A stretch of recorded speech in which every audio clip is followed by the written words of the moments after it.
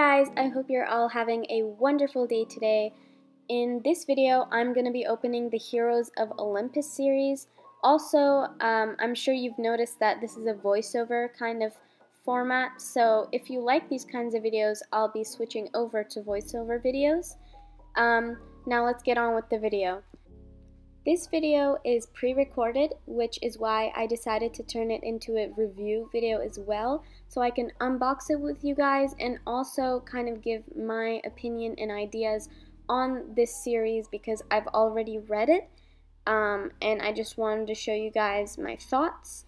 And I'm comparing it to the Percy Jackson and the Olympian series here, the original book series. Hands down, the best book series I've ever read. I highly recommend you read those. Now let's get into the actual Heroes of Olympus series we're unboxing here. Now you see the front, and like the other series, it has this kind of cover that comes from the movie, I'm guessing. I don't know where they make these covers, if they photoshoot them, or I don't know. But the covers are very visual, very fun, very detailed, and I love them. I love all the colors. And like the other series, they have this lightning streak going across the side. And it might look like I'm doing some different things here just because I wasn't planning on doing a voiceover in the original video, but I will try to narrate it as best as possible. And now let's unbox this. As you can see, this book set is covered in my least favorite kind of plastic, the shrink wrap kind, but this book set was relatively easy to open just because the plastic was thin. And now let's open up this box, and here you can see that both of the book sets are published by the same publishing company. They both have the penguin logo, and I don't know what the company's called, but it's nice. They did a good job. I will say that in the first set they did have some grammar issues, but other than that it was an amazing book. Now on the front, the cover of the box is the 7 Half-Bloods, which is also the cover of the last book, The Blood of Olympus, but we will get there soon enough. And now let's dive into the first book, which is Heroes of Olympus, The Lost Hero. And I'm gonna say I didn't like this book very much, mainly because I was really upset by the fact that Percy wasn't in it, but the great adventure still made up for the lack of Percy Jackson in this book. Half of the book was just Jason, Piper, and Leo trying to get to Camp Half-Blood, but their quest to save Hera was nonetheless very nice, very adventurous. I really don't know what to say about this book. It would probably be in my bottom 3, definitely, maybe 4 out of 5 if I'm ranking it. And the page count is 554. And this is the back of the book. And now let's go on to the next book, which is Son of Neptune. This book was one of my favorites just because Percy Jackson is back and you get to see new characters. New characters are introduced and you can see Percy's point of view again, and it was just a very exhilarating adventure. And let's see the page count. Oh, I think I'm comparing it to the other book. You see a pattern where the Son of Neptune and the Sea of Monsters, they both have this kind of ocean kind of cover, or sea related, and in the Lightning Thief and the Lost Hero, they have some kind of lightning and some kind of hero holding a weapon. And that was an interesting observation by me. Now let's check the page count, which is 511 pages, if I can find it. Yeah, it's somewhere in there. These books have glossaries, which is also nice. and it ends on Percy's note. That's always a good thing. And one of my favorite characters is Hazel, and Frank is also very nice and kind. He's just a very wholesome person.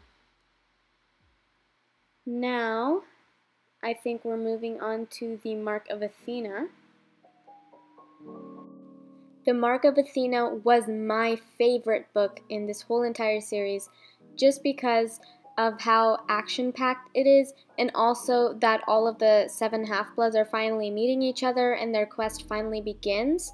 I also love the quest that Annabeth has to take in the Mark of Athena, and also the infamous ending, the infamous cliffhanger at the end of the book, where Annabeth and Percy fall into Tartarus after Annabeth is done with the Mark of Athena. And I'm just showing you the backs of the book, and I'm not going to read them just so I don't spoil them, but I guess this whole video is a spoiler, so oh well. I'm not really sure what the page count is here. I think it's 572, but some people might hate the cliffhanger, but I just loved it. But I didn't have to wait a year for the next book to come out, so I can't really say much. I feel sorry for you guys out there who had to wait a whole year for the next book to come out. It must have been horrible, but it was an amazing book.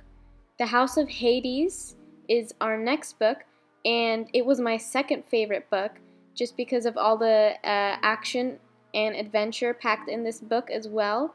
And you get to see Percy and Annabeth in Tartarus and what it's really like. And there's also just some character development for Frank as well, if I don't remember incorrectly. I'm not sure where Frank kind of gets his character development, but I think it's in this book, and I'm showing how it's kind of similar to, the color scheme is similar with the last books, and I picked up the wrong book, so now I'm going to pick up the right one, and I'm going to show you how the colors are similar. The fourth book and the first and second series kind of have this orangish, reddish kind of color scheme going on, but this was still an amazing book. Not as good as Mark of Athena, but a close second. And also, what else? 583 pages. Yes. Oh, and where Bob says hello, that my favorite part of the book's really sad part of the book. Amazing touch. Now we go on to the last book, which is The Blood of Olympus, and I'm gonna say I was really disappointed with the ending.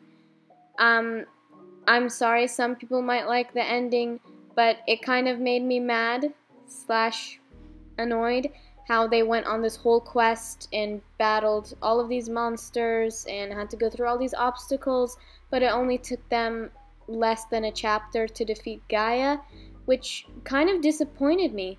I was expecting more, since each book is around 500 pages long. I don't think it was worth it, the adventure. But still, the Blood of Olympus was, it had some good notes in there, but it was my least favorite book, I'm going to say. I recommend reading this series, but I'm just gonna say it doesn't come with a happy ending. Not happy, but maybe not a satisfying ending.